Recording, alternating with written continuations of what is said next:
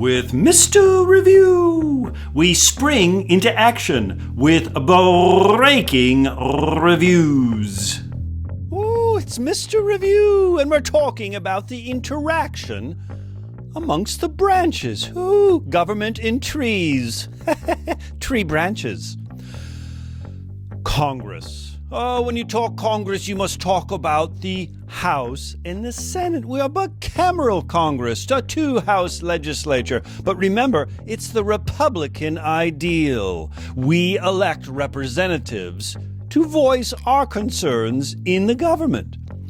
The Senate, of course, is represented equally. Each state equally has 2 members, whereas the House determined by population. And so members from California, for instance, a very populated state, they have a whole lot more number of representatives. Remember, that was the Great Compromise. And of course, the different sizes. The Senate has 100, the House 435. Oh, that certainly influences the debate and the logistics of each chamber. The Senate, a little bit more uppity, prestigious.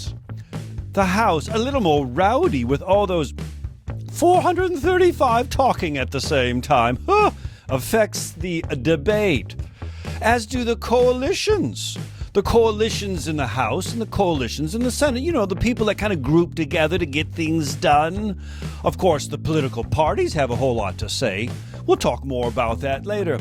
But let's make sure we understand when we talk about any of the institutions of government, the difference between the enumerated powers and the implied powers. The enumerated powers are those powers that are given expressly in the U.S. Constitution. Like Congress has the power to declare war. Did you know that? Congress enumerated powers with respect to the budget, involving, the power of the purse.